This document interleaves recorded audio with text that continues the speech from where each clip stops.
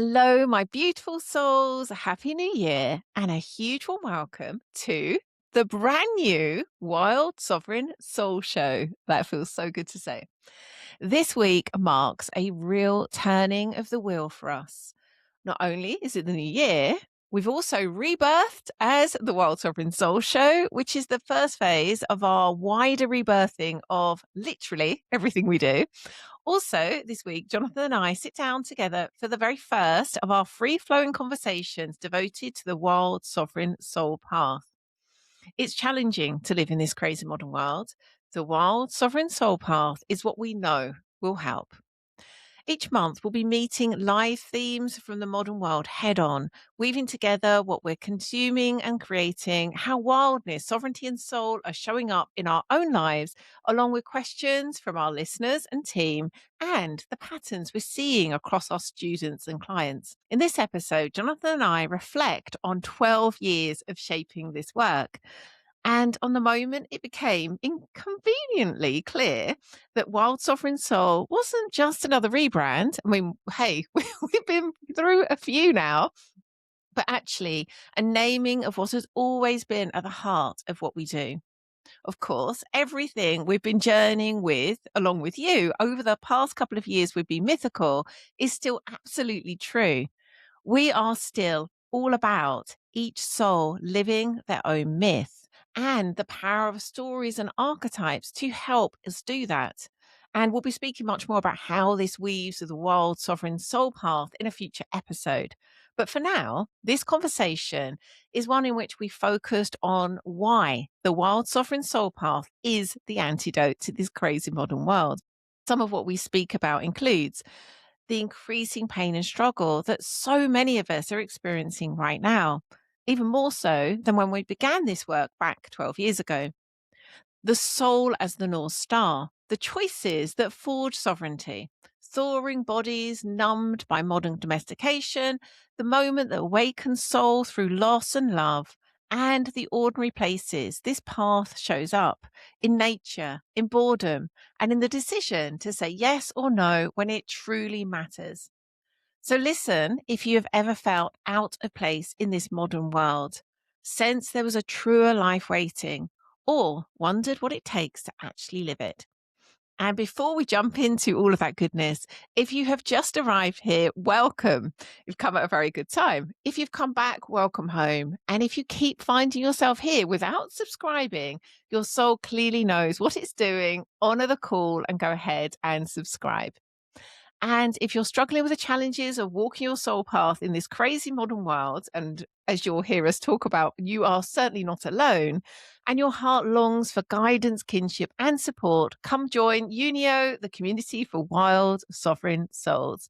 Unio is the living home of the wild sovereign soul path, where together we reclaim our wildness, actualize our sovereignty, and awaken our souls. You can discover more and walk with us by heading on over to bemythical.com/unio or click the link in the description.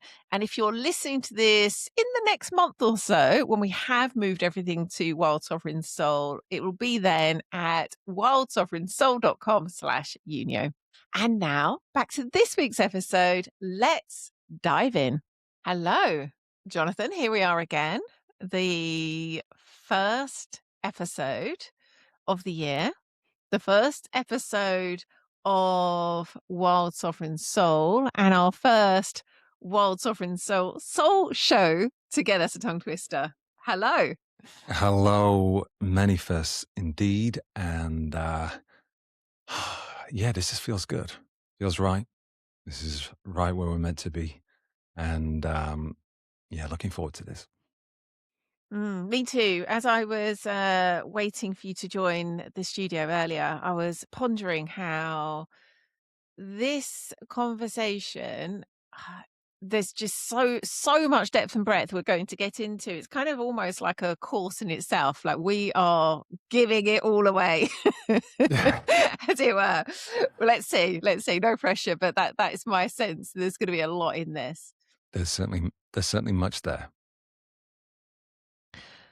So, shall we begin with a bit of I guess backstory as to why we are where we are, becoming, well, depending on when someone's listening to this, either becoming or we've already become wild sovereign soul.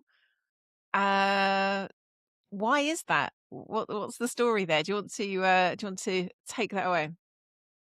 Sure. Well, to many of our long term listeners, and for those who aren't long term listeners, this is our 12th year of this podcast. And 12th year of myself and Lian creating what we've been creating in the world. And there has been many, many iterations now. Some evolutions, revolutions, and this one we've gone. We've been called into this time is feels like the one, and I can't say that without smiling, and You Leanne can will phrase feel the same, but because we've probably said that before, but this is this really is, and to give a bit more context to that, the reason we're here with this wonderful, beautiful new name of Wild Sovereign Soul is because we've been called into creating and bringing together into a framework, a model, all of the work, everything we've been called into for so many years now. And during that process, we was bringing it all together. And these very persistent and consistent strands, as we are referring to them now, have been there, which are the wild, the sovereign, and soul. And the reclaiming of our wildness, the actualizing our sovereignty, and awakening our soul. And we were working with this framework, and it was just becoming more and more clear to us that no, this is actually what we are, like in its entirety, what we're here for, what our work is about. And it became clear that rather regrettably, because we have had somewhat of a rebranding fatigue along the years, it was like, okay, wild sovereign soul it is. And so in the kind of shortest description, that's how we ended up here. It's through crystallizing all of our work into this precise framework, which is an antidote, a solution, a guiding path for souls of this world that are trying to find their way back home. And as all of you listening will know, it's pretty challenging right now. And we feel in our bones, we know in our soul that this, what we'll go into in this show and what we'll be continuing to go into is the path. And so, yeah, that's a little bit of why we're here, but I'll let you pick up from there and yeah, go wherever you're called. Mm. There's a couple of things that occur to me.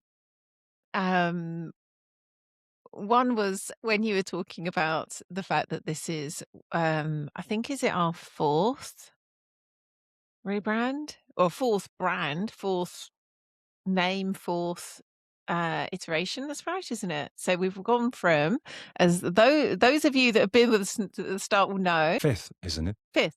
I don't know. So we've gone from born happy to primal happiness to wake in the wild to be mythical to now wild sovereign soul. Yes, it is our fifth. And it was just occurring to me how letting our team know that this was happening and their responses for me said it all, because as you say, there is definitely this sense of like, oh my gosh, rebrand fatigue. And yet our team didn't respond that way at all. They No. were just like, yes, this makes complete sense. It feels right. And I'm recalling that because there's definitely been, for me in particular, almost like a little bit of embarrassment of like, I can't believe we're doing this again. And yet I recall every person that I've said this to has had the same response of like, almost like, I love that. Of course, it makes total sense. And so Mm. that just felt important to share. And again, not least the fact that I just want to acknowledge our team and their loyalty and devotion to all that we do and being with us through, some of them through at least 3 of those iterations. And whilst I'm in the flow of acknowledging, I also want to acknowledge you, the listener. And I know some of you have also been with us right from those early days, from the start when we were born happy 12 years ago. It's brought tears to my eyes actually just talking about that. And wow, what a journey that you've been on with us through all of the twists and turns that have brought us to this being that just obvious next step, the hashtag of course, as I sometimes say. Um, Thank you for being with us. Thank you for trusting us, um, moving through all of those different chapters with us. And my hope is, and I kind of would go as far as, I'm not, as you probably know, I'm not the most certain person in the world. I live with this kind of vast world of possibilities at all times, but I know this is something that will touch your soul and call forth all parts of you into the life that you're here for. Mm. So that feels an important thing to just mention. Like, of course, it's not just you and I, Jonathan. It's our team, it's our listeners, it's our students, and what a fellowship we are. Indeed. I truly echo that. And we are incredibly blessed. Mm. And then talking about fellowship, which is a word I love, is obviously something that's mentioned many times during the Lord of the Rings trilogy, and is something I often talk about when we were in Unio, our community for wild sovereign souls. This idea of fellowship of people coming together, and I'm just going to touch on this briefly. But we've increasingly seen this kind of like, I guess, 2 different kinds of people that we have in the world. This is obviously like really oversimplifying and with no nuance whatsoever. But broadly speaking, there are people who have come here to conform. And that's not, do not mean that in a detrimental, dismissive way.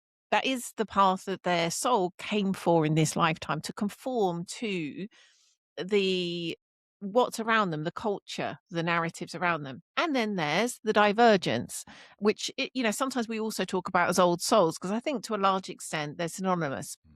But looking at through this lens of conformist versus divergence, what we've seen over the years, and by divergent I don't mean neurodivergent, although many divergents are also neurodivergent, but our work, this path is for the divergence. And I'm going to touch a little bit more at the end of this in terms of a deeper conversation that I'm going to be having with you all next week, I think, about that. But just want to name this now, that if you're here listening to this, chances are you are a divergent. And as far as we can see, you will need something akin to everything we're speaking about here in order to fully walk that soul path of a divergent.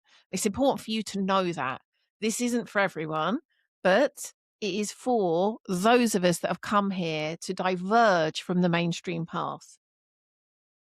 Yes, it feels one of the most kind of ancient, time-honored energetics that's woven into life.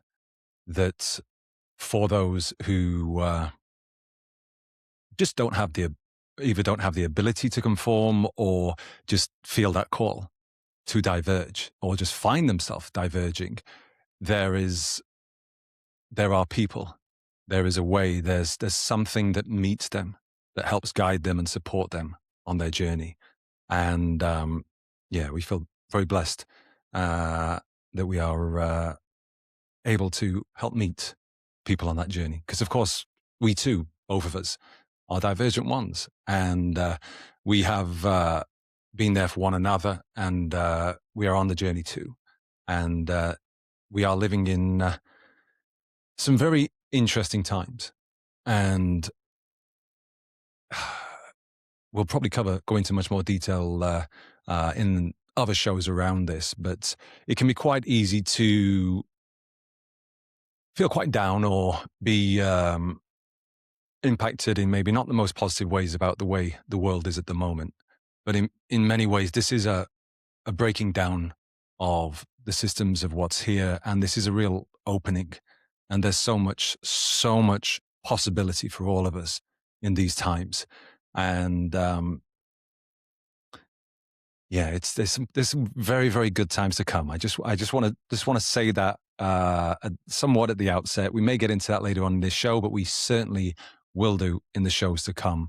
And yeah, to all you divergent ones, we are with you. We're here for you, and we're here for the journey. Hmm. So, talking of these times, as we were planning this conversation, we were both reflecting on the fact that 12 years ago when we began, I could maybe say that perhaps we coined that phrase, this crazy modern world.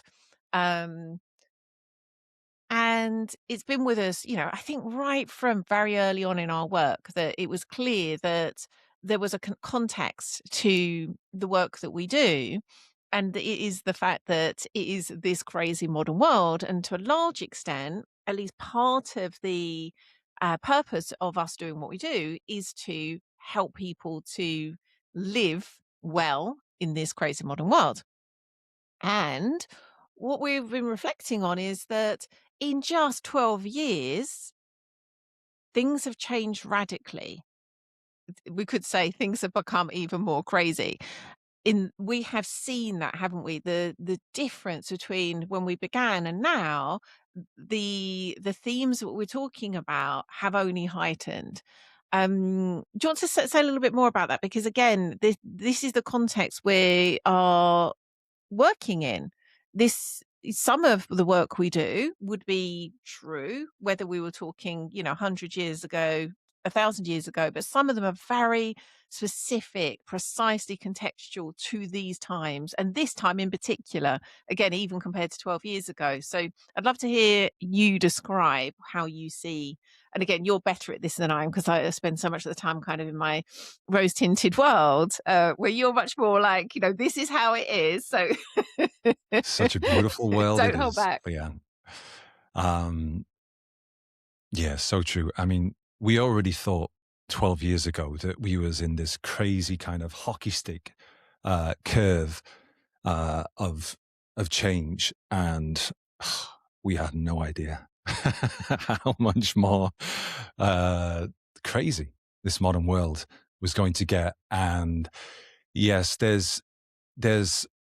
are those kind of two parts of our work, and maybe they aren't necessarily always so simply separated, but there are those ancient, time-honored paths, energies, ways of working with people that will just always be there. And then there are those that have been adapted, that we have been called to change, to meet this craziness, this rate of change, because we are certainly the children who are caught in this like crazy flux state where the world is moving at such a rate of change that it's impossible for our rate of evolution to catch up. And so if we don't take certain measures or certain aligned actions that are in alignment with our soul, then yeah, we can quite easily find ourselves in some incredibly challenging situations. And yeah, that's obviously, as we say, it's part of the ride. It's what we chose in these times. And yeah, that's very much what we're being called into. How much more crazy that's going to get, who knows? But one thing we do know is that much of what we'll cover in the Wild Sovereign Soul path is what's going to really help support you in your very own unique soul path. Because everyone has their own unique path, but there are a set of guiding principles that can meet you on that and meet whatever craziness we have to come that we can't even foresee right at this birthing age of AI and all the ever interesting things that are right here in this moment. Would you perhaps name some of the ways that this, again, craziness of of the crazy modern world shows up in terms that you could simply say is disconnection, but would you just name, like, bring to life what that might look like in someone's life? So probably the easiest and like you touched on there is the disconnection and the results of that, and and usually that shows up in some form of dis-ease, be that mental or physical, as all forms of dis-ease stem from disconnection at their root cause. And the further and the more disconnected we are, the more dis-ease we feel in our bodies, in our minds, in our hearts, in our souls. And that separation is creating such illness, such numbness, such loneliness, such lack of being alive, really, and so much pain, so much pain. It really is at the core of everything, and we often speak to the avatar as a wonderful example that just really shows what can happen when we live in synergy, in this symbiotic relationship, deeply immersed and connected with all that is, in harmony, in deep coherence. And this is what is possible. And I appreciate for most people, it can feel that we're a billion miles away from that. But we are always so much more closer than it may seem. And there's always so much at hand, close for us to start reconnecting, to start to come home, to start to come into some sort of centered, grounded, balanced sense of self and orientation. Because that's another key thing, is so many people are lost and feeling hopeless. So yeah, I'll stop there because I could say a little bit much more on that, but that's, for me, much of what I think comes up with regards to that. But is there anything one would like to add? No, I feel like we are now set up perfectly to look at what will help us create, again, if we hold that avatar vision that we believe is possible in our own way on in this planet. um of course, what we are about is creating the path for people to actualize that in their own lives, and we do that, and you touched on this earlier, via three, what we've named primordial strands that we're going to explain. So I'm going to hand over for you to just define what that, what we're talking about here, and then I just want to spend a bit of time then explaining kind of each of those definitions and why we're here talking about them in the way that we are. But would you like to just share that kind of initial definition of what we mean? Certainly. And as I did touch on, it is the path of reclaiming your wildness, actualizing your sovereignty, and awakening your soul. And these strands, as Lian's said, as we call them now, may sit in some ways independent, but they are woven together, and they are imperative. These are the principles to live fully, to truly live life as your true self. Because you can, so many people, as I said, are living a life, but it's not truly theirs. It's not truly a life they're living as from soul, from the real essence of who they are, to truly experience the fullness, to be able to see and taste the awe and wonder and the beauty of life. And I don't mean to make that sound, too fanciful, but this is what is true. This is what is available when we honor these three primordial strands. And so, wild sovereign soul. Mm. And so again, I wanted to just spend a little bit of time defining what's meant by these words. And the first one, I don't know if you mentioned in what you've just said, but the primordial strands are first principles. They are the first principles of living that kind of life that Jonathan described. And some of you probably already like, yep, I know what a first principle is, but I just want to, because I grew up with this notion, this way of reasoning, which my sense is actually a kind of innate way that autistic people reason anyway. This is just a word for it.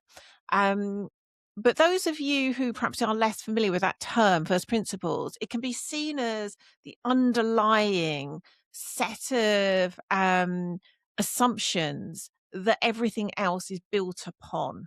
And so you could see it's like the smallest possible truth that's at the heart of something. And that could be a system, it could be a movement, it could be a method. And then you take that smallest possible truth and then build up from it. And so the first principle is that it's the underlying truth assumption that everything else comes from. And that's the reason I'm really making a point of this is what we're talking about in terms of wild, sovereign, and soul, they are first principles. They aren't just, nice beliefs. They aren't just kind of like, oh, this is something that we've discovered helps people. These are literally first principles. They are the founding stones that this life has to be built on in order for us to live it fully. And so that is when we're talking about these primordial strands, they are first principles. And then I just want to touch really quickly on, and if you know me, you'll know that I'm a absolute, I love the English language. I love words. I love knowing the root of words. And so just briefly, why we've just decided to call them primordial strands. Firstly, the word strand, it just organically became, I think it was me initially when we were talking about these three things, I named them as strands just as kind of organically as I was talking. And then over time, they just became like, this is obviously what they are. And of course, the word strand gives this sense of a thread of something, which intrinsically suggests it's going to be woven with other things. And one of the things in particular this word is used for is, of course, a strand of DNA, which again is this kind of sense of a first principles of something, a being. And so again, this word strand almost just suggested itself. And then it over time just became, of course, this makes so much sense because these three strands do weave together. The word primordial again has this it's almost like a repetition of this idea of first principles because it happens first. It is that original starting point, so it exists right at the beginning. This could be the beginning of the world, the universe, a story is the thing that happens first. And so again, the primordial strands are really compounding this idea of these are the starting points of something, these threads of life that then are going to be woven together into this wild sovereign soul life. So back to you, Jonathan, if you just want to name what each of those primordial strands is, and then we'll dive deeper into each of them. Indeed. And the way these came together was really rather beautiful. Almost came through us in many ways. So the wild primordial strand is reclaiming our original state of naturalness before our taming and conditioning from modern domestication. The sovereign primordial strand is actualizing the elevated awareness that provides agency, inner confidence, and self-governance.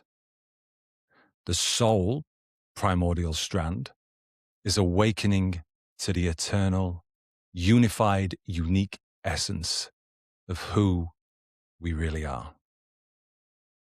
Mm. So we now will go deep into, well, as deep as we can in the context of this being, hopefully not an 8-hour episode, into defining each of them. And so we'll begin with wildness. And I'll just share again what Jonathan said about that. So the wild primordial strand is reclaiming our original state of naturalness before our taming and conditioning from modern domestication. And for each of these, we've given this sort of deeper, not exactly a definition, but almost like a so what sense of it. Like this is what this creates. This is how this feels. So the one for wildness is life once more flows with a sense of being at home in one's own skin and the living world, guided by instinctive knowing and sensual aliveness, resourced and resilient with a deep feeling of belonging. So, would you like to bring that to life a bit more, Jonathan? Like, what to you is this wild primordial strand? Well, understandably, when we refer to the wild, or anyone hears the word the wild, they immediately can think of the outside, the wilderness, understandably nature, and maybe a wild man or wild woman. But really, at its essence, probably one of the easiest ways to speak to it is just what is natural, that is natural. What is our naturalness, our state of naturalness, both in terms of internally our being, but also our body. What's our body state of naturalness and the world? Like if we left the world to run by its own intelligence, how would that look like? Most of us can see that, fortunately, of how it is. And so when we talk about this wild primordial strand and the reclamation of that, as we said, it's a return back to our original state. And this is the one that, as we often say, there didn't need to be as much focus on this, because for the eons of time, we lived so deeply and intimately at one with nature. We knew we were nature. We were part of nature, and we honored the spirits of nature, the gods of nature. And that has, as we know, over time, slowly and now rather intensely eroded. And that has left much of where we are right now. But this forms a really big part of what we do. And in many ways, a lot of people understandably can find this the hardest in some ways to be able to be with. But there are you don't, as we used to say many years ago, you don't have to go and live in a shack in the middle of the woods and eat bugs. Like, this isn't what is required to reclaim your wildness. There is so many ways to do this while still being and living as part of this modern world.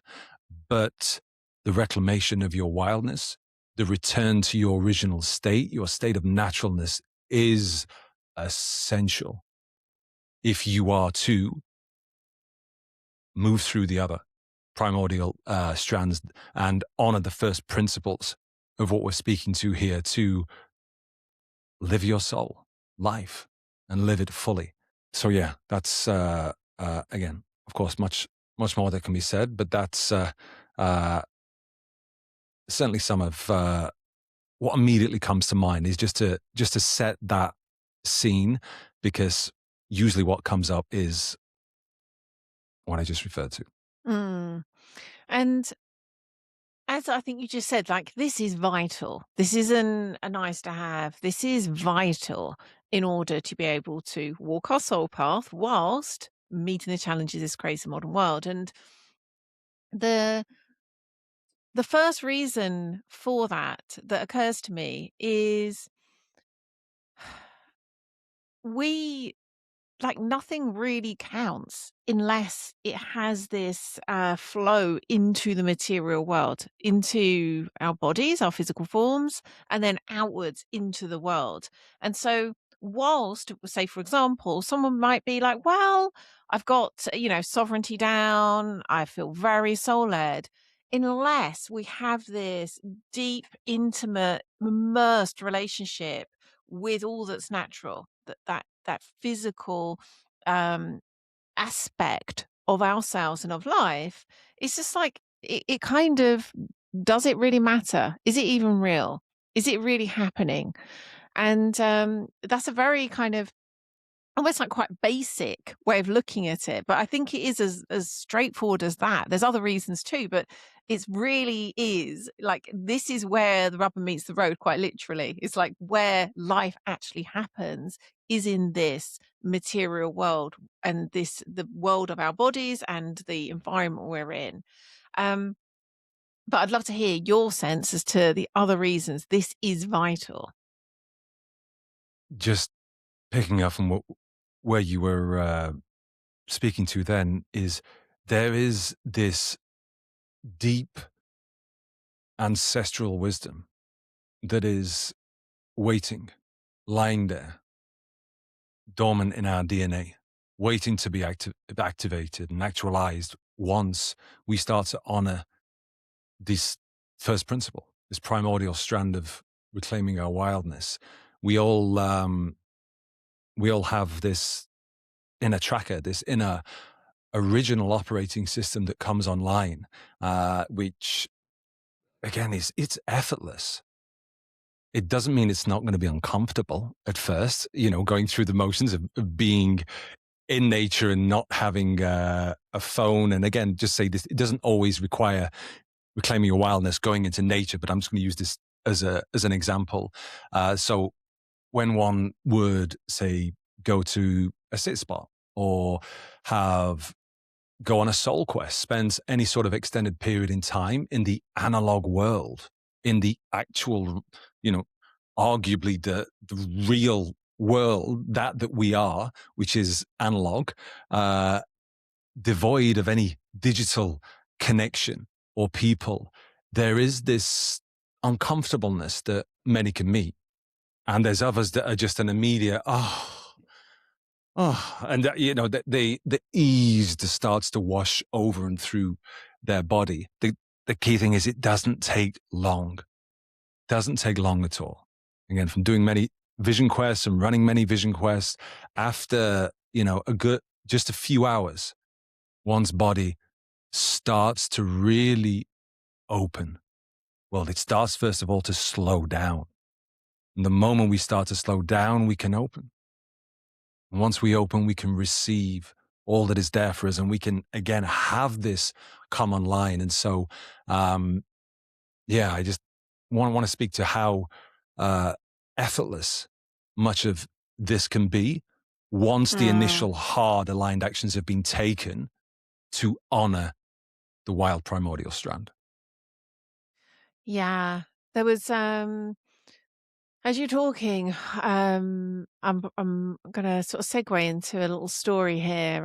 I think as we go, if we can bring this to life with human stories, um, I was reflecting how often, for many of us, it's not the only way to experience this. For many of us, when we're deeply immersed in nature, it can be some of the most profound experiences of union, of oneness, of that deep connection, the internet interconnectedness of everything. And of course, there are other ways to experience that, but it is one of the, I guess, most like it's a pun, but like natural for humans. It's how we've been for so much of our time on this planet that there's something about being back in nature in that kind of deeply immersed way that you were talking about that seems to like just like jerk us back to that, Yeah. or it can do. And I was just reflecting on over the years of doing the work we do, how that does so much of the work for us. Where we've had countless students where we've invited them into the different kind of practices and rituals that form our work, which we're going to get into in a moment.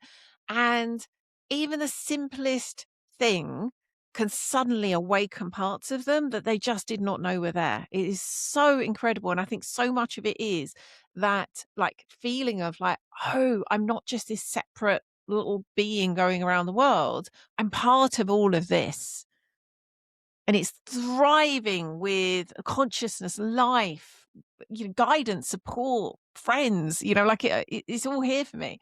And we're going to use anonymized stories as we go here, so the names that we're using aren't the real names, and so that'll be the case throughout. But I was recalling Cameron, who has been with us through many of our different crucibles over the years, and he was someone like just such a dear soul, and very much like he would have described himself, then he worked a trade. And so very kind of, like like just very sort of the earth, down to earth person that, wasn't at all on any kind of spiritual path. He came to us because he'd struggled with really deep mental health problems, including depression.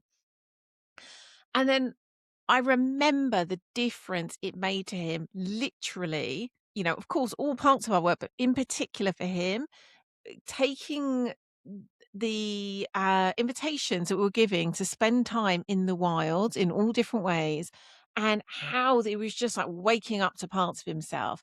And I really recall there was one time when we were in medicine, the crucible that we ran back in 2021 for the first time, and I was playing the shamanic drum, and he had such a bad response to it. It was almost like this is just, I don't know what to do. I don't know what I'm meant to be doing.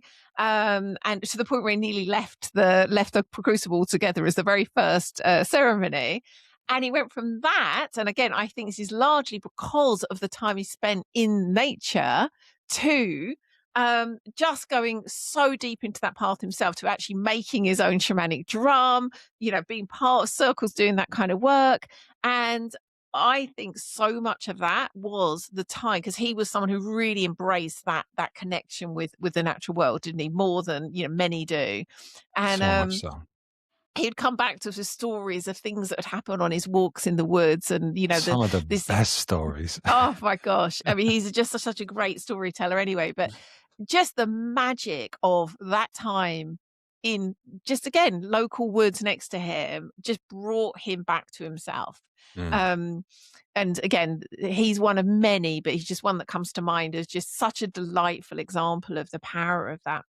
Yes. Just before we go into what that work looks like, what the practice look like, I know that when we were talking before, you were reminding us of back in our original days, our three principles days, and that kind of like, and includes us. We're not just talking disparagingly about other people, but just walking around kind of basically like dead from the neck down. Do you want to just say something about that before we get into the practices of reclaiming your wildness? Yeah, it's not a great deal to add really, but it is often the case in ascension-based, let's say, philosophies or approaches, that one can leave the body, neglect the body, and even be encouraged to, indeed, directly or indirectly. exactly. And almost like you don't need to worry about your body; you can leave that behind. That's what, and You that's are not obviously your body. that's a very seductive thing.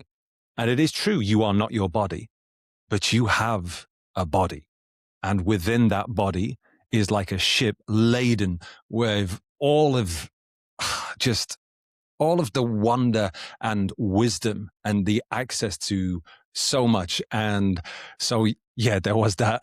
There is the term that we just used to use so often. And again, it is encouraged. And there's no disrespect to any of those. Everyone's on their own journey. But what we tend to find is at some point, for most people, they will return home to their physical form and be able to receive. And a lot of that comes from being in nature. Like Lian was saying, that activation that happens, and no longer are they dead from the neck down. They become slowly but surely more and more alive. Yeah.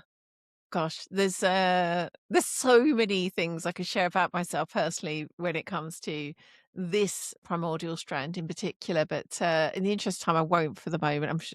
We've got so many shows to come that which we can actually record on all of this. But what I'm going to do is I'm going to read out just some of the practices that form the wild sovereign soul path when it comes to reclaim your wildness. And then if there's any in particular that you want to, and this is by no means a complete list anyway, but if there's any that you want to either add or just speak a bit more on, feel free, and then we'll move on to sovereignty. So again, these are just some of the ways that we guide people to walk the wild sovereign soul path, and particularly reclaiming their wildness. So there's soul quests, which come in many forms, but in particular, vision quests, which I'm sure Jonathan will want to add a bit more about on that. Wild wanders, so taking a wander, sort of following your belly button out into nature, following where you're being led.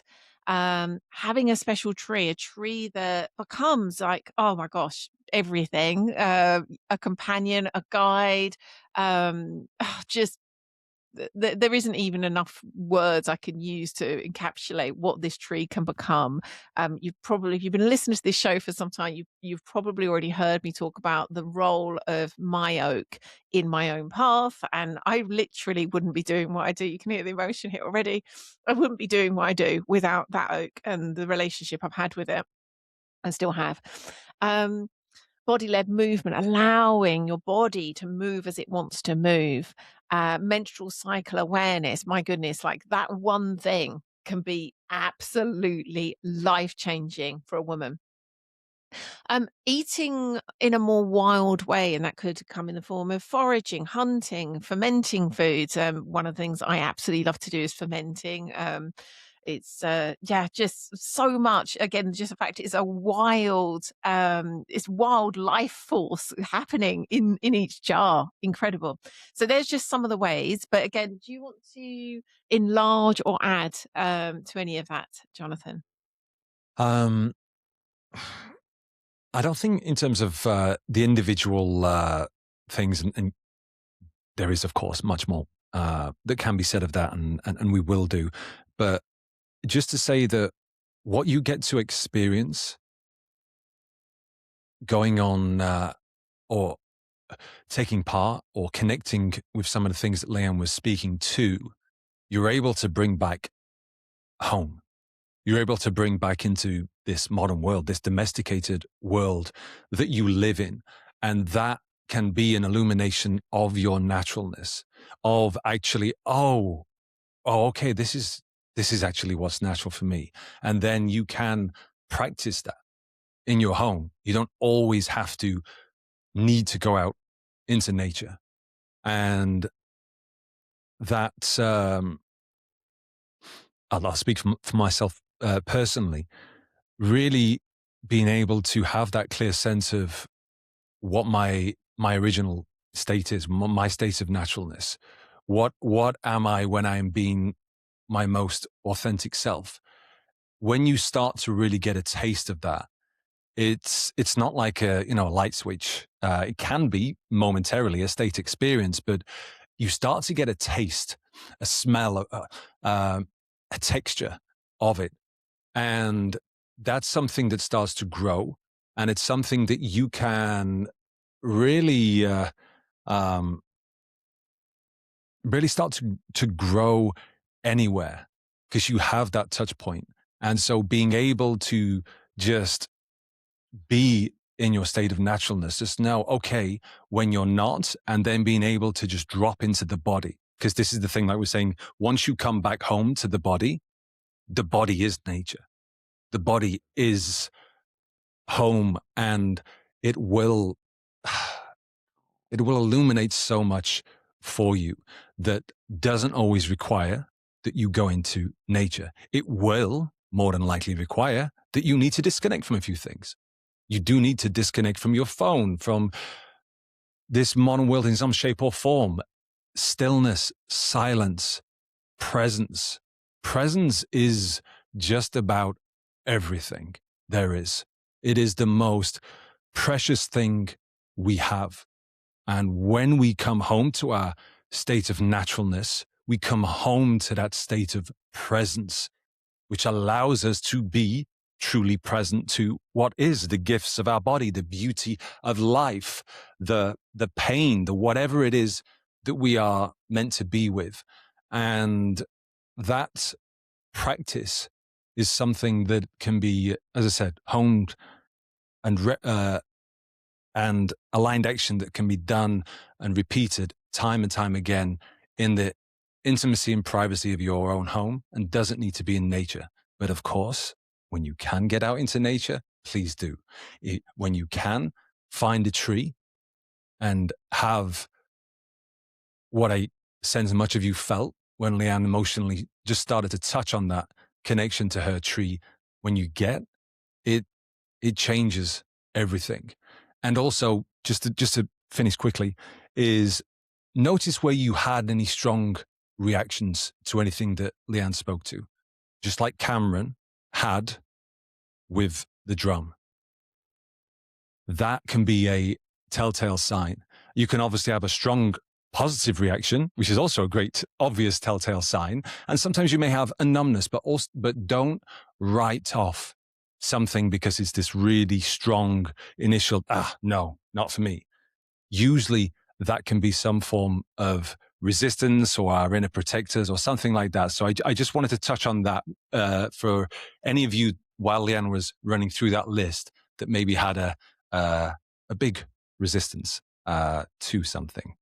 Yeah, great reminder. I think it's fair to say some of the things I've had the strongest, no, not for me, reaction to other things that were most for me. Annoyingly. Okay, so moving on, as we've still got a lot to dive into sovereignty. And so again, I'm going to share the definition of sovereignty, and then we will define it further. So the sovereign primordial strand is actualizing the elevated awareness that provides agency, inner confidence, and self-governance. Life is shaped by divinely guided conscious choice, the majesty and courage to act in the presence of fear, and the clarity of purpose to meet all of life, whatever it brings. So, would you like to expand upon that? Like, what is sovereignty, Jonathan? So, it is the most wondrous thing. It really is, but it is something that, while it comes almost within our system, it's not pre-activated. It may be pre-installed, but it is something that we create that is actualized over time. And the sovereign grows through taking aligned actions that are in alignment with our soul, with our truth, with the essence of who we are, and not our, let's say, the more wounded parts of ourself, the not self, the shadow self, the parts that are maybe motivated by, again, anything that isn't the essence of who we are. And there's nothing wrong in that. This is the nature of this human experience, but a huge, in the same way that we were saying that the wildness is probably the one that requires most attention, that didn't used to require much attention before. The sovereign strand and sovereignty itself also has that to its effect, that we've lost the rites of passages. We've lost the many forms of material for liberation that allow us to go through that maturation process into sovereignty. And things such as vision quests were some of those rites of passages that there was a given. We would just find ourselves going on them.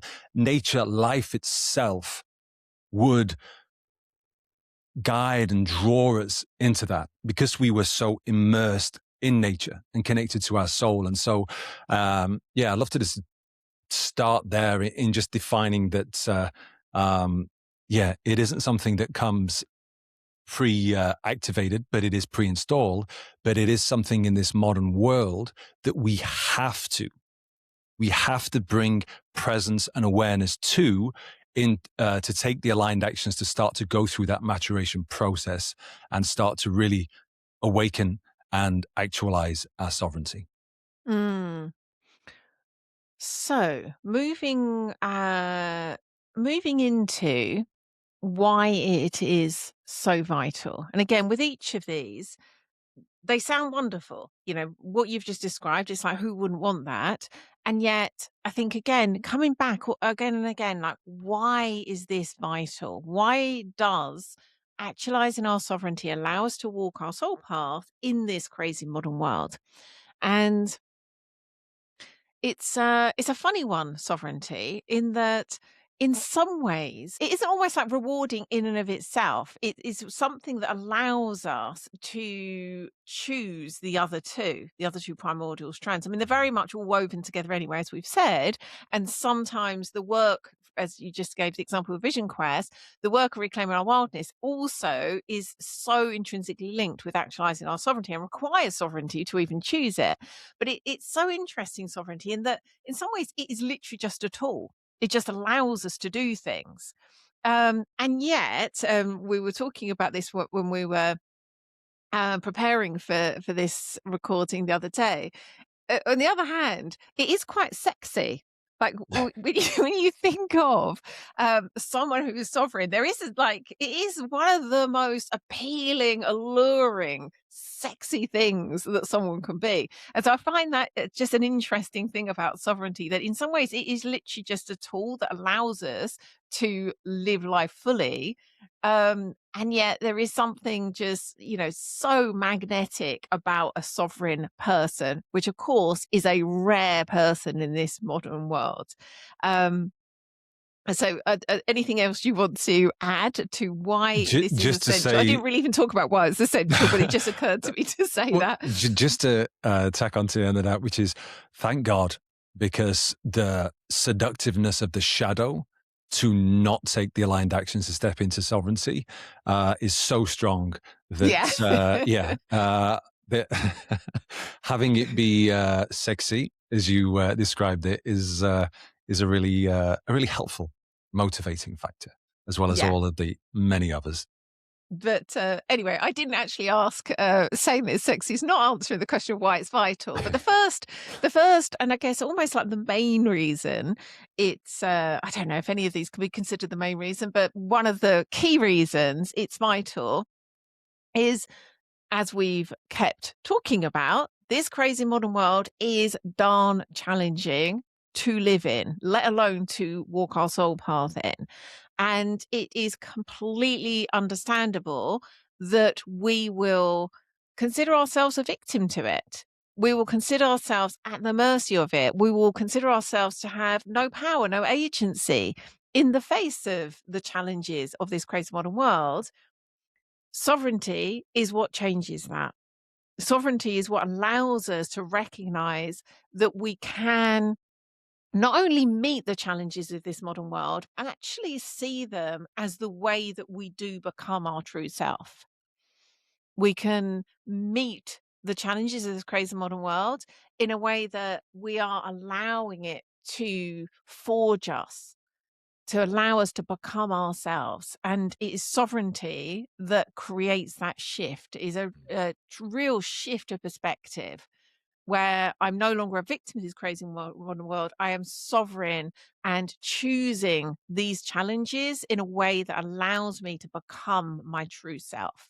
I mean, that on its own is just like, I mean, if that was the only reason that it was worth actualizing your sovereignty, I think that on its own is everything. But I'd love to hear you add your thoughts. It really is. As you know, we are right where we are based on the sum total of the choices we have made in our life. And for so many of us, for so much of our life, we make those choices from a victim stance, without that level of sovereign awareness. And we speak often to the sovereign price versus the victim price. And just having that awareness that you've been paying a victim price. And it doesn't always make it that much easier to sometimes make the choice. Boy, are you glad that you're aware that the choice is there in the first place. And Mm. that no longer, and to have that clarity of no longer will I choose to pay the victim price. I will pay the sovereign price. And the sovereign price, although sometimes quite hefty in what it will require, is always, always worth it. And with the sovereign price, with actualizing your sovereignty, comes this beautiful, it's hard to really describe it as a thing, but the energy, which is grace. And grace is the most incredible companion, is the most incredible quality to have when we're coming up against the crunchiness of this modern world, when we're coming up against the raw harshness of our life at times. And without grace, without sovereignty, we will inevitably lose ourselves. We will inevitably never be able to find ourselves.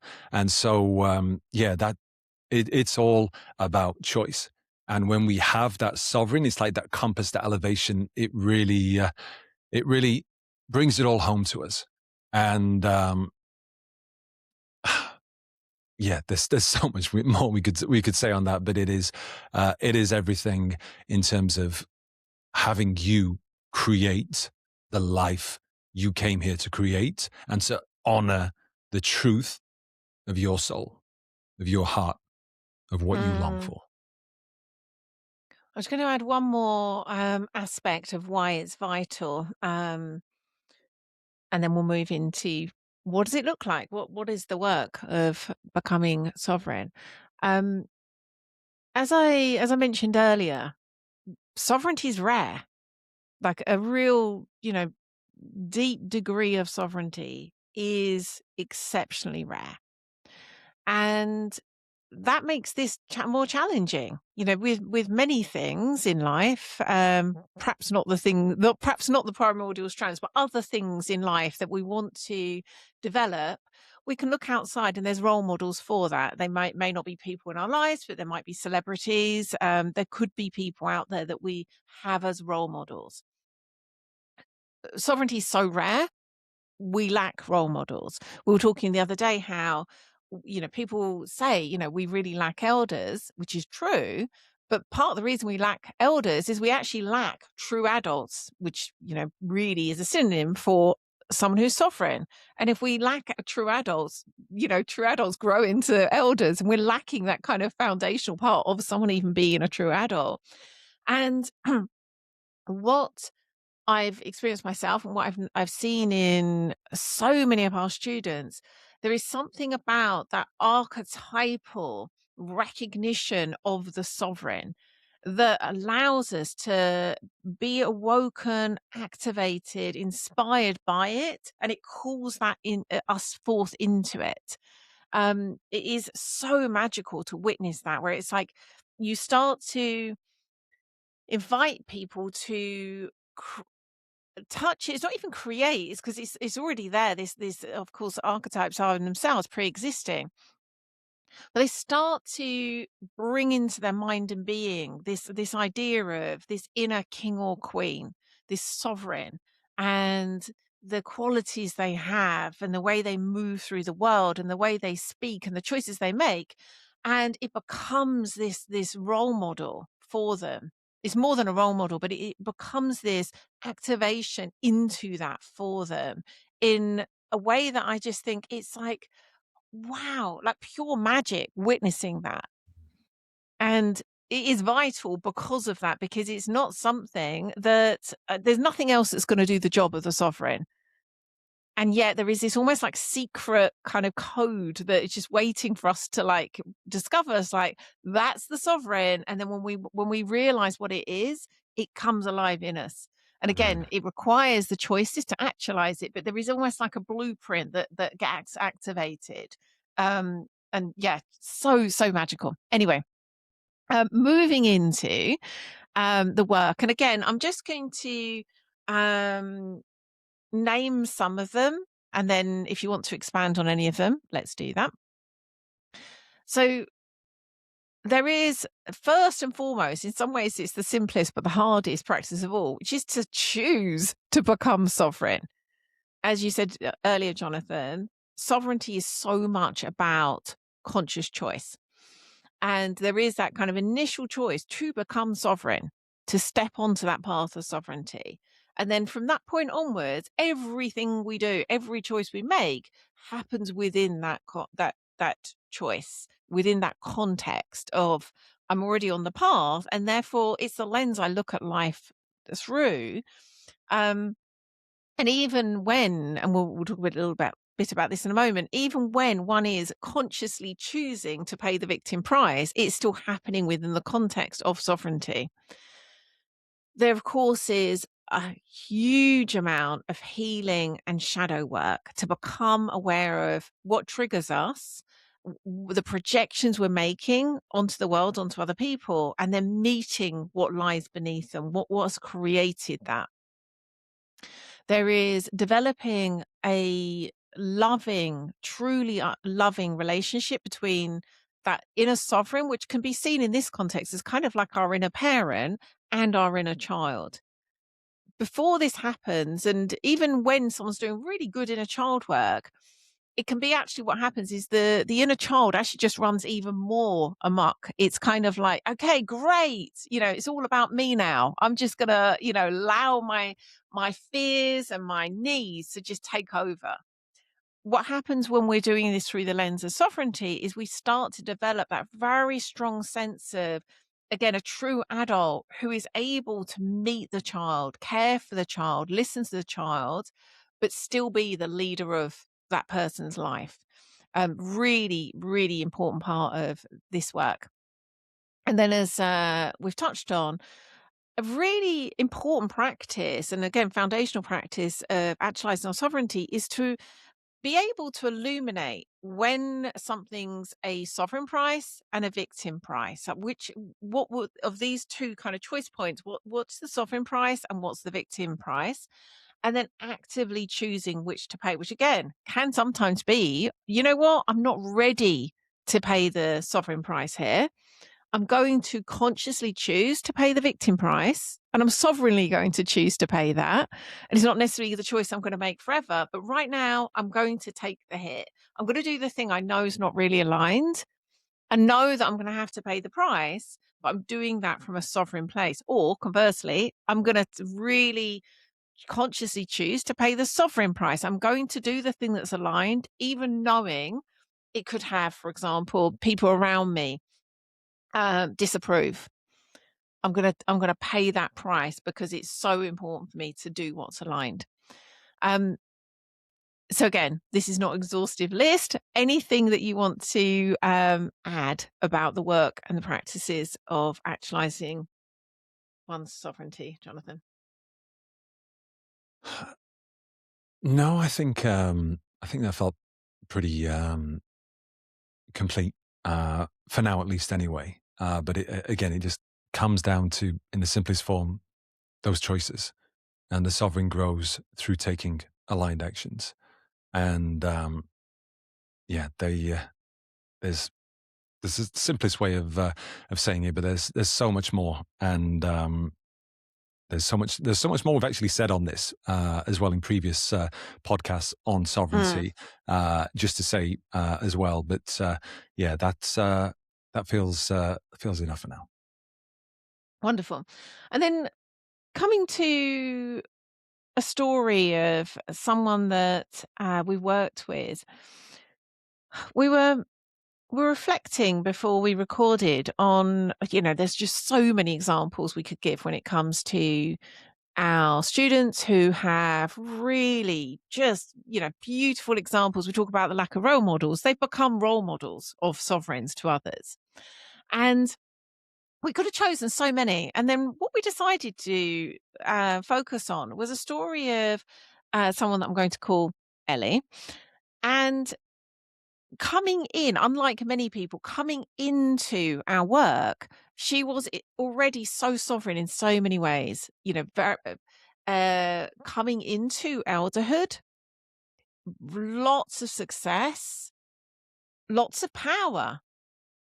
Someone who, in many ways, was already a true adult, and yet it was so just beautiful to witness how the sovereignty work she did with us has allowed her to make, well, again, going back to that sovereign price, to make the sovereign choice, pay the sovereign price in really important areas of her life that have meant her life now compared to her life back a few years ago when she first came to us, it's unrecognizable. She is now living what she used to describe, like, I want to be able to live my right life. I've had all of this success, but I don't feel like I'm fully living my right life. The difference was, I mean, again, it's across all three of the primordial strands, but in particular, really understanding and actualizing her sovereignty has allowed her to make these really important choices that nothing else would have led to her the life she's got now, which again is an enviable life, and more importantly, is her one right life. But it requires, even for someone who already would have been, very high up there in most people's estimation of someone who's sovereign, it was that, again, actualizing her sovereignty to make some really difficult choices that has resulted in that. And just again, what she's living where she wants in a really beautiful place. She has radically changed the nature of her work to allow her to do the things that her soul was calling to her. She's a very creative person, was being called to do things that she just didn't have the time to do. So it really is, again, without wanting to reveal too much about her, she has now one of those dream lives, but it took paying the sovereign price to create that, which of course required the actualization of her sovereignty. Did But yeah, indeed. Wonderful it's one of my example. Yeah. favorite stories. So, moving into our third primordial strand, that of soul, awakening the soul. So, the soul primordial strand is awakening to the eternal, unified, unique essence of who we really are. I always get a kind of like a tingle for some reason. Like when I read like eternal, unified, and unique, and the paradox within that, it always just gives me this like little thrill. Um, so life opens into love, beauty, and deep meaning, guided by wisdom and vision, where joy and fulfillment arise from living in alignment with one's true calling. Who wouldn't want that? So, would you like to share a bit more in terms of what is this soul primordial strand?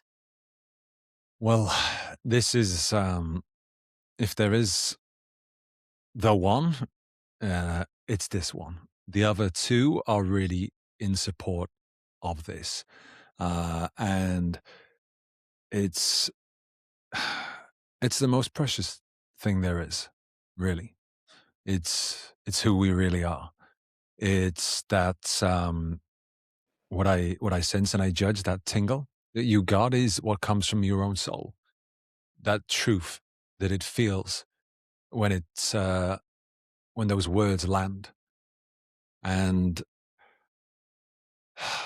it's it's been attempted to be defined over, yeah, the eons of time, from all the greats, from Rumi to Hafiz to you name it. And so it also feels one of those ineffable things in many ways to speak to, but in its essence, it is who we are, and it is the most precious thing we could ever connect with, we could ever have a relationship with, not just our own soul, but other souls. And once we're able to come home to that, as again, you will have heard many mystics and sages say over the year, you get to see the soul in everyone, and you get to have that experience of true union on a soul level with yourself and with the soul of Mother Earth, with the spirit of everything. And yeah, soul is where it's at. I'm sure we'll get into much more about it, but that's what's initially is there for me when you ask me that question. Hmm. So again, I almost feel like with this, there's not really a need to say, why is this vital? Again, because it is the point of it all. It's like, why is it vital to awaken our soul? Like, how does it allow us to walk our soul path in this crazy modern world? Well, kind of everything you just said. But let's go into a little bit more on this. Again, for us, it's just like, well, how could you possibly not do this? Like, of course, in order to walk your soul path, you have to awaken your soul. And yet, let's focus a little bit more on, and again, because in some ways, this, I guess they're all rare in this modern world, but I think for someone to awaken their soul without the other two is practically impossible. And given the other two are rare, this is not something that we see a lot of examples of out there. And so I think it's an important one to really bring to life. Like, what does it give us? What does it provide when we are awakening our soul? And certainly for me, I had this experience many years ago now where a bit like we were talking about with sovereignty, that it starts with the choice to become sovereign. And I was with my mentor at the time, which was actually one that I shared with Jonathan. We had the same mentor for a couple of years. And for whatever reason, because it wasn't even particularly a focus of the work I was in with him, but for whatever reason, I had this kind of sudden notion of living from soul. That was how I kind of conceived of it and said it in that moment. And I just had this very clear realization. I am right now in this moment going to choose to live from soul. That's the devotion I'm going to make. It's perhaps been present, all these years up until this point, because I wouldn't have been where I was if that hadn't happened. But suddenly there was this conscious recognition of devoting to live from soul. And that changed everything. All of a sudden, I had a North Star that I hadn't had until that moment. It was just in the recognition of like, that's the thing that matters more than anything. Other things matter, but the thing that matters more than anything is me living the life that my soul chose to come here for. That is my North Star now. And everything I do is in service of that North Star. And I think for me in particular, because I can be simultaneously, like, very in the moment and just kind of like whatever's here is what I'm focused on. But then also, as I was saying, this kind of like in this sort of multiverse of uncertainties, that for me was truly life changing to finally feel that I had this kind of purpose and meaning. And there's something quite meta about this because it also gives us purpose and meaning. But, very simply put, having that as a North Star for me was just everything. So it gives it awaken our soul gives us a North Star. And I would say it is the North Star. But again, I'd love to hear your sense, Jonathan, as to why is this vital? What does it give us? Yeah, it really is many things. It is a North Star and it is home. It's one of the great longings we have when we come into this earthly realm, into these bodies, is the longing to go home. And the deeper and more intimate we become with our soul, the more at home we feel. And probably the most beautiful thing we can experience in this life, in this human experience of life, is to feel at home, truly at home with ourselves, at home with other people, to know ourselves as deeply as we can. Of course, there's there's layers to this, and who knows how far they go, but certainly having that intimate union with oneself, with one's soul, and being able to live your life from that place is the greatest gift, the greatest treasure there is. It is what allows you to truly see the beauty in everything in life, to see and feel and have that deep knowing of why we're here. And it just encompasses so much and gives us so much. And they're yeah, it is just of all the things, this is the one, and it's so incredibly precious. And also it knows laughter, playfulness, joy, and it doesn't take itself too seriously. A lot of times in many of the spiritual teachings that are all about, let's say, soul, ascension, connection to God, to Creator, however it may be described, it gets really serious. And the most soulful, the most awakened souls that we know are generally the most lighthearted. They're the most playful. They're the most joyous. They don't take themselves or life so seriously. And what a gift that is. What a gift. Mm, yeah.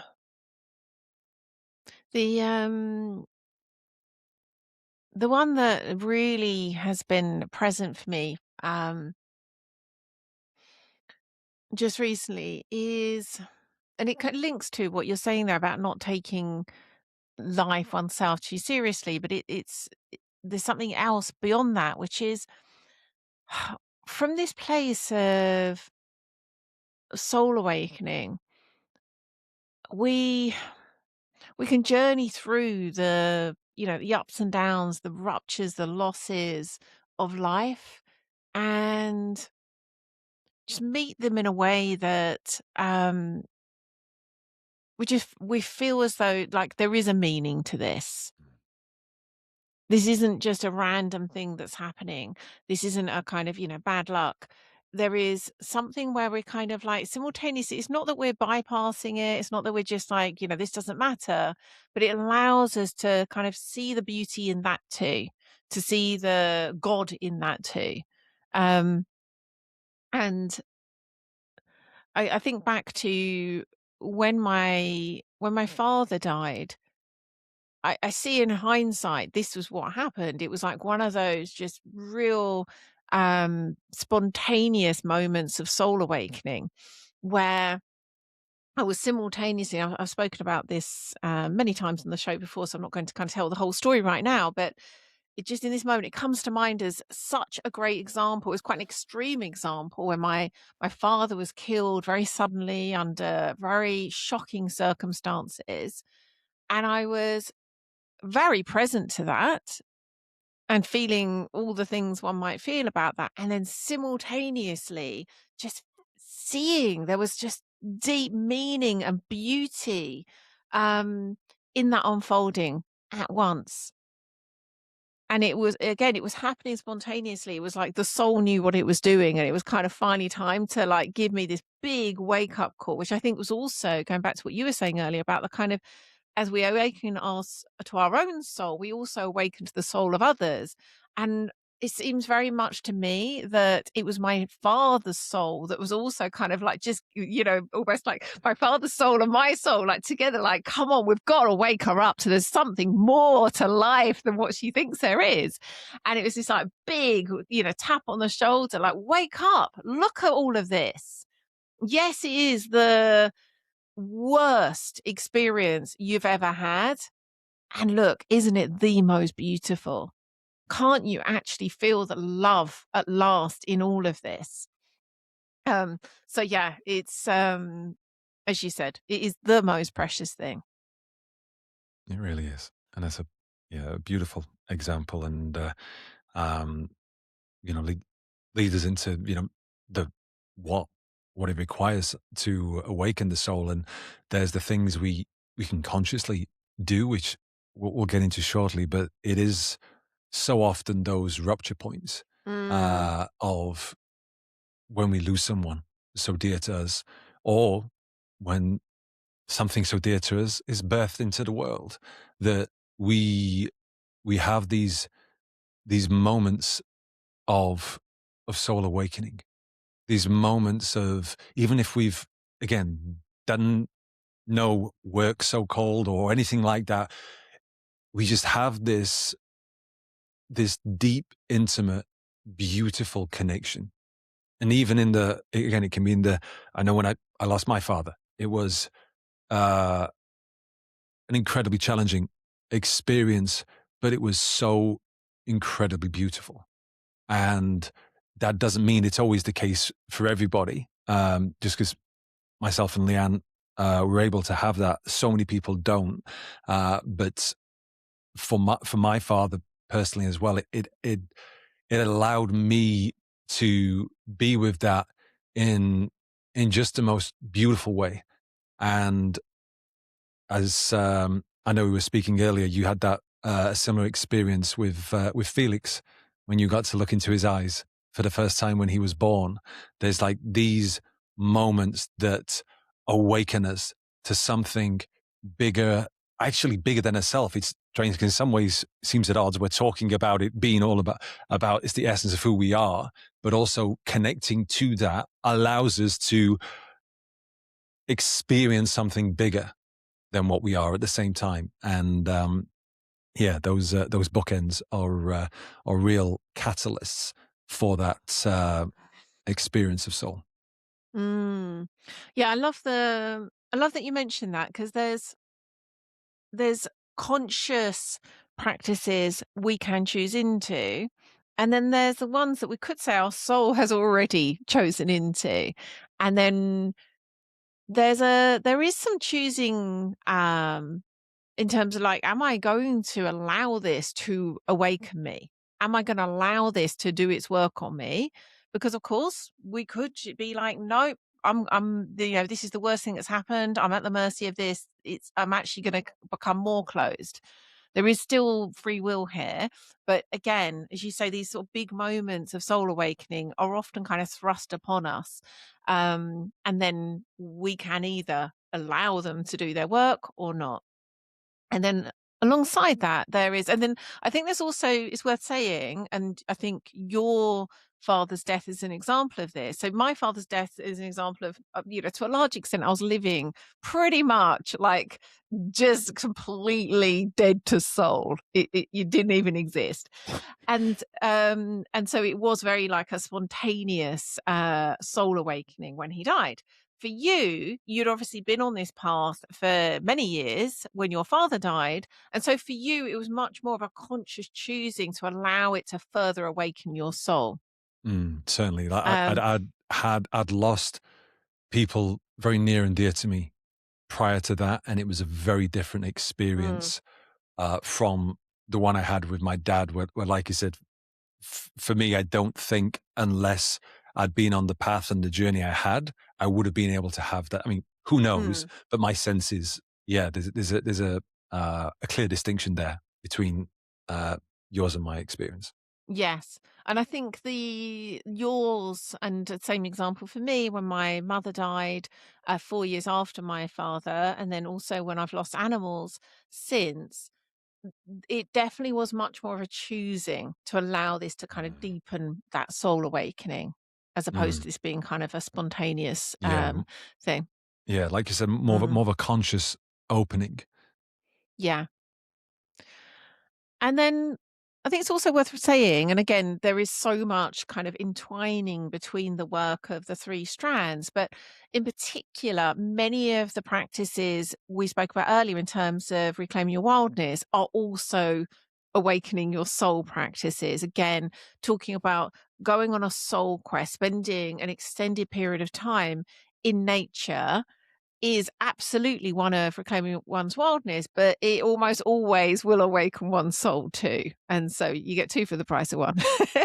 um, but some others, and again, once again, this isn't an exhaustive list, but some of the work that we will invite students into is meditation, ritual and ceremony, contemplation, prayer, receiving guidance and acting upon it, presence, blessing, self-gnosis, and that could come in many different forms, including those kind of ancient traditions like astrology, and then I guess you could say sort of modern forms that have come downstream from that, like human design, gene keys. These are ways of really starting to understand our soul and why it's come here. Gratitude and appreciation. Um, Anything you want to add on the work? And then I'm going to give a little example from one of our students before we bring it all together. No, I don't believe so. Nothing in this moment, at least. But it's all, as you said, in many ways, it's all soul work, and certainly the first two strands are all in service of this one. But that's a great place, and also it's not a limiting or restricted list. That's one thing I will say. Like everyone has their own soul path and their own approaches that will awaken their soul. And so we're by no means saying this is the list and nothing else works. It's just truly honoring your soul and taking those aligned actions is going to consistently provide you with whatever you need on your soul path. And yeah, there are a bazillion ways that you can really honor your soul and awaken your soul. And in many ways, the most powerful ones are that are informed from your soul. And so just getting quiet, like we're talking, getting into nature is where so much of this starts, because that's when your soul can start to let you know what's aligned for you on your soul path. So Mm, yeah, I'll just add that. yeah, really. This in particular is one that, again, is so. There are these, very ancient traditional ways of awakening one's soul, but it, again, because by its very nature, it's unique to each soul. It's also the one where there can be, completely unique to that person.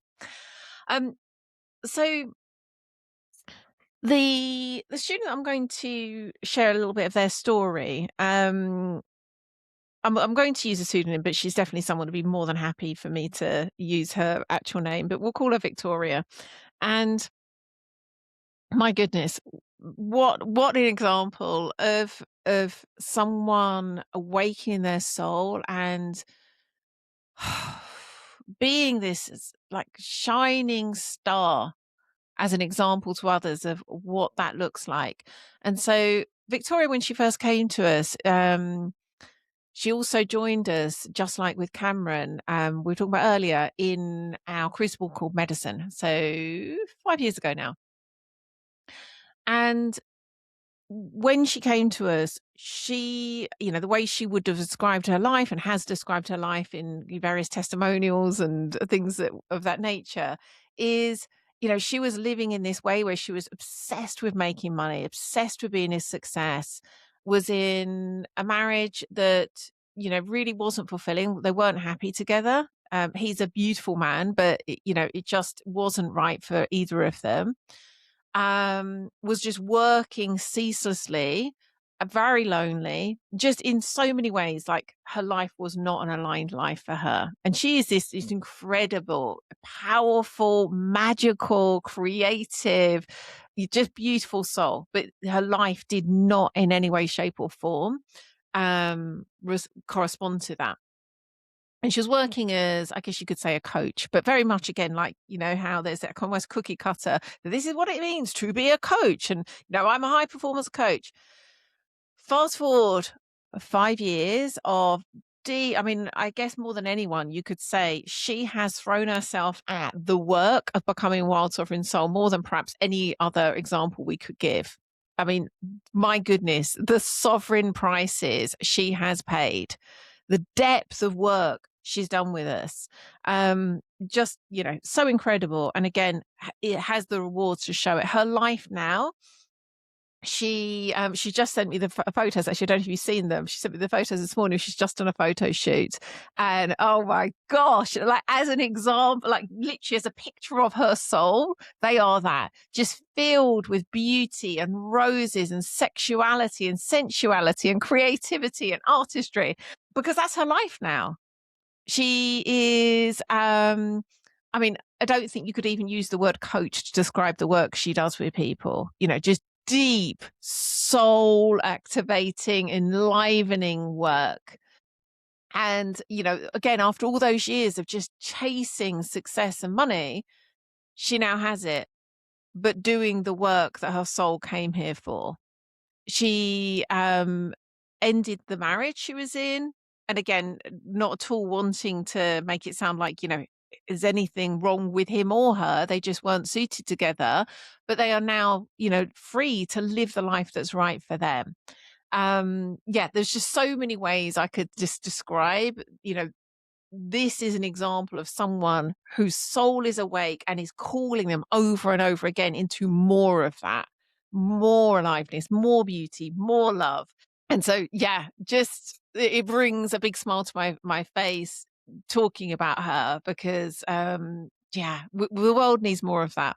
Goes back to the Clarissa Pinkola Estes quote that I shared in a post I wrote the other day. And it talks about, soul on deck. When you have a shining soul on the deck of this ship of life, it allows other souls to catch a light, other souls to be awakened, other souls to start to shine. And that is what happens when someone's soul is awake in the way that hers is. Mm. It's so infectious in the most glorious and wondrous way, isn't it?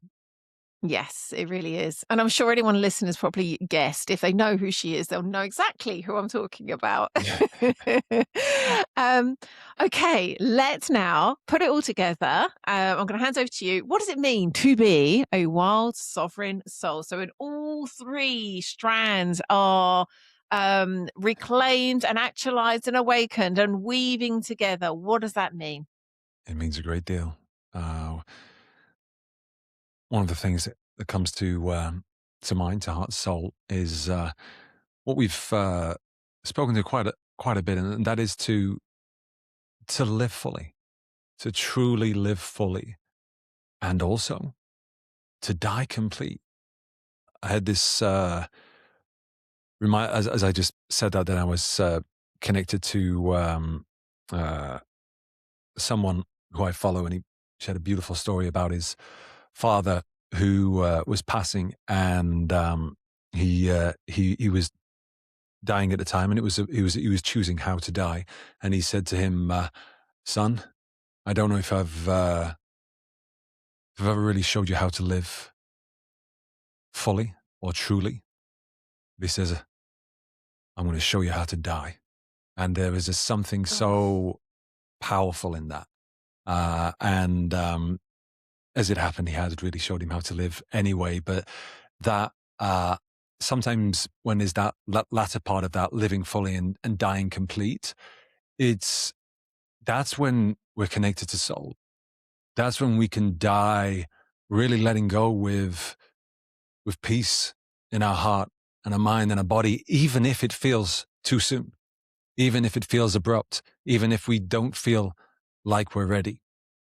It's such a powerful thing, and death is it's the first time actually we've spoken about death throughout this whole podcast. Not this whole, sorry. We touched on it, of course, earlier with regards to our fathers, but it is a huge part, as important a part as the living fully is the dying part and the honoring of that. And it's impossible to do that without being in some shape or form connected and awakened to one's soul. And so, yeah, the greatest gift there is in this lifetime is to live it fully, to be truly alive, present, and awakened to the awe and wonder of this life. And whenever it is time, whether it's abrupt or whether it's after this long, beautiful life, we die complete. Mm.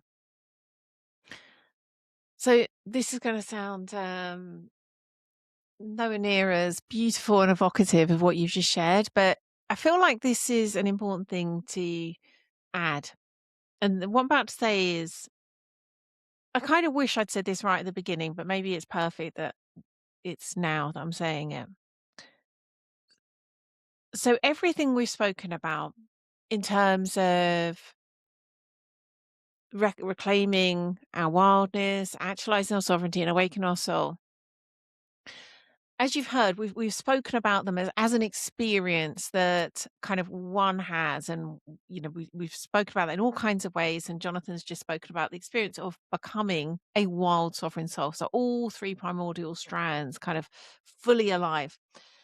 And yet, it's really important to recognize that although these can be considered a kind of a stage one gets to, and they can be, they are also states one can experience and then come out of that state. And often that is the case. Often we will be kind of experiencing one of those primordial strands in a really intense way where you're like, right in this moment, I feel as though I'm fully wild. And then one might come out of that state and be, I don't know, wrestling. I'm just thinking, so give an example of where I'm probably at my least wild in one way, when I'm like wrestling with passwords and trying to log into something and nothing's working. And in that moment where I'm grappling with technology, I do not feel like I'm kind of in this like natural wild self. Um, and so it absolutely, each one of these can be both a state and a stage. And so we're not at all saying, you are either whatever the opposite of a wild sovereign soul, or you're this wonderful wild sovereign soul. For most of us, will be somewhere kind of in the work of each. And it's not really a binary thing. You'll be somewhere kind of within those many, many different states of or steps, you could almost say, along the path of becoming wild, becoming sovereign, becoming soul.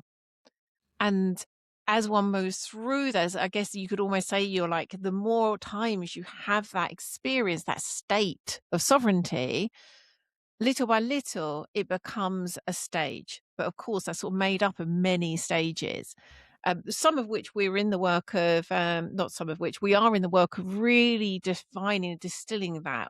There will be sometime very soon a way one can take, I guess, an assessment, for want of a sexier word, to see where you are in terms of those primordial strands. But again, it is really important to recognize there is this, we're not just saying like, ta-da, you're either kind of at this amazing end state of winning a wild sovereign soul or forget about it.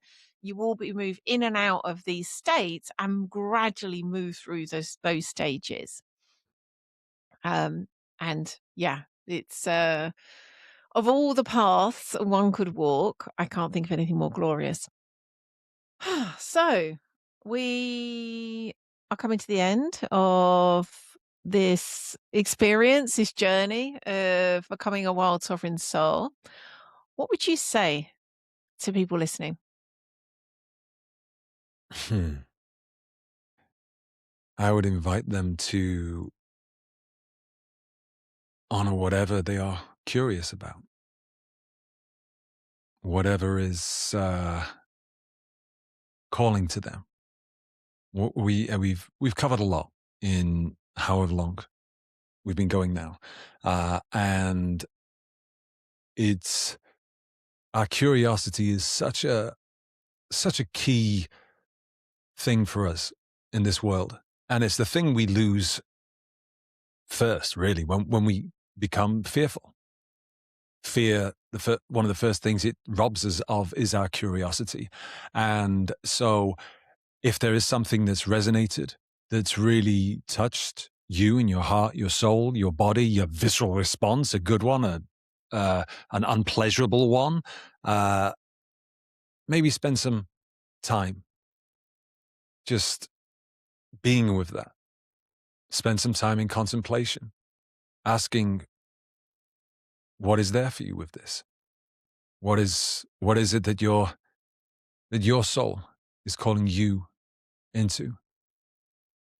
And see where it leads you.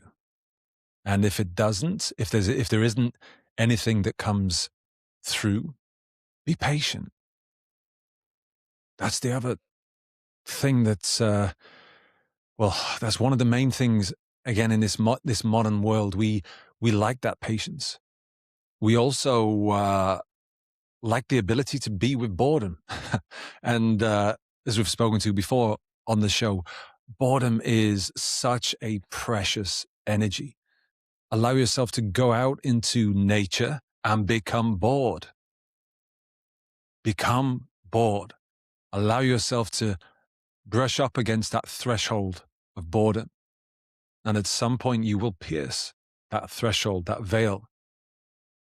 And beyond that is what your soul is calling you towards. And so if something isn't there, allow yourself to get bored. Go out into nature. Create some spaciousness for something to come through. And of course, we have many, many ways in which we can help meet you with that. That's Lian, I'm sure you can speak more to. Here's what I prepared earlier.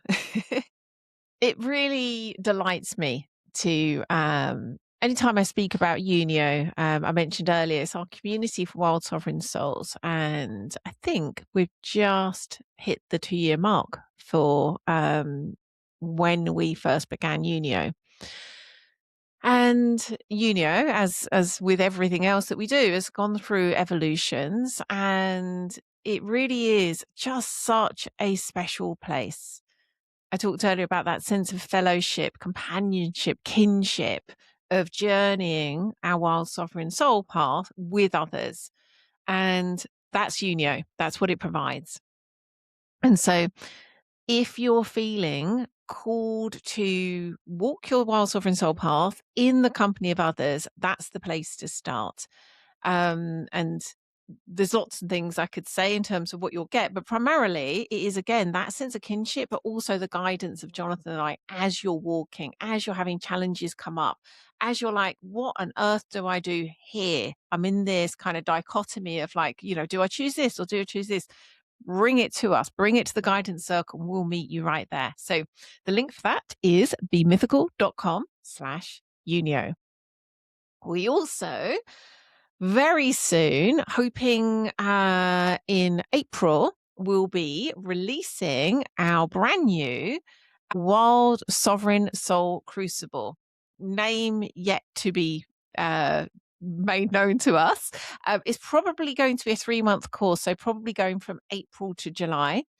And we will be going deep, deep, deep in really everything we've just been talking about here, understanding what's required for you to become a wild sovereign soul, and particularly the unique wild sovereign soul that you're here for. And we will be doing all kinds of, I mean, if you joined us for a crucible before, you'll know that it's kind of like very varied, a lot of fun actually, goes super deep. And come the end of it, you will have measurably moved forward on your wild sovereign soul path and be reaping the rewards of that. So we're really looking forward to, well, just us journey. We love doing this work with groups. And so, yeah, I'm so looking forward to that. The link to register your interest, because it's not yet open for enrollment, but the link where you can go register your interest to find out when we first open it is at bemythical.com/WSS. So WSS as in short for Wild Sovereign Soul. And if you're listening to this in the near future, you'll be able to find the details at wildsovereignsoul.com. I just it's the first time I've said that publicly. I'm just going to say that again. Wildsovereignsoul.com. Oh my gosh, it feels so good to say that.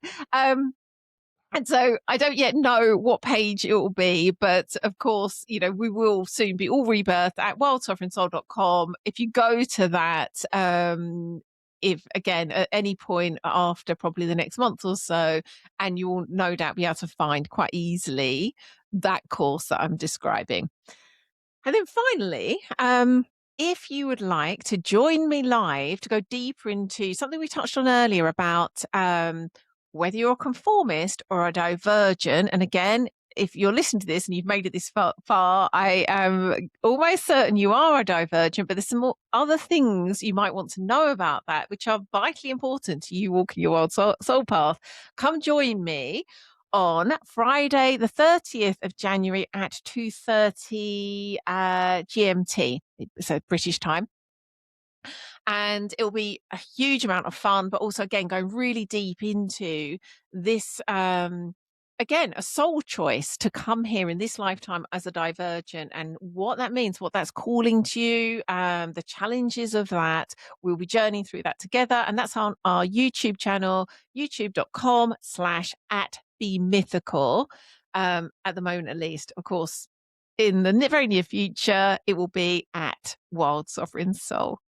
Yay! I love to say that. I think that's everything for the moment. Of course, we've got so many other offerings and crucibles and ways to walk with us that will be coming over this next year, but they're the ones that for the moment just are kind of like initial next steps to join us. Anything you'd like to say in closing, Jonathan? Just that this has been a beautiful experience, and feels like I think we've spoken to this a few times to each other, that this feels so meant to be, and that yeah, it just feels perfect, and I have, of course, really enjoyed as recording a podcast again. It has been long overdue, and I'm really looking forward to continuing to meet on these Wild Sovereign Soul shows. And again, to anyone listening, I think we made enough invitations, but yeah, I'll just bring you back to your soul and bring you back to creating that spaciousness and getting quiet and listening to whatever is aligned for you and your soul. And if the alignment is there, we are here for you.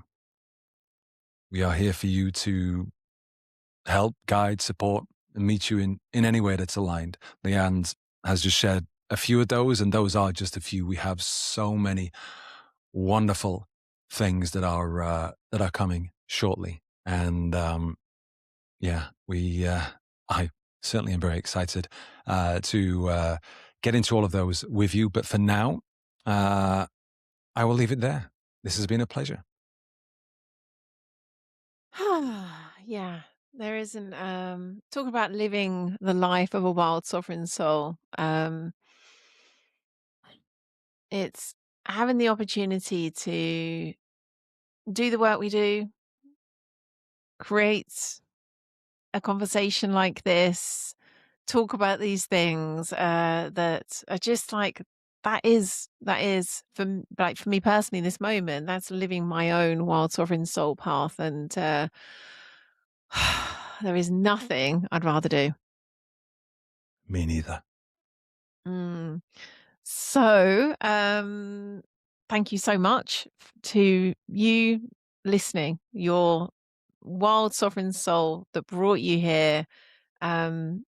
Yeah, sending you so much love and looking forward to hopefully seeing you in Unio or in our upcoming Wild Sovereign Soul course very soon. But for the moment, wishing you well, sending you all my love and blessings. Goodbye. So I really hope you enjoyed this episode and it stirred your soul. Here were some of the big takeaways. Things aren't getting easier. They seem to only be getting crazier. And the wild sovereign soul path is what brings us back to ourselves, to each other, and our own souls. Reclaiming wildness restores instinct, belonging, and aliveness in a world that conditions people to live from the neck up.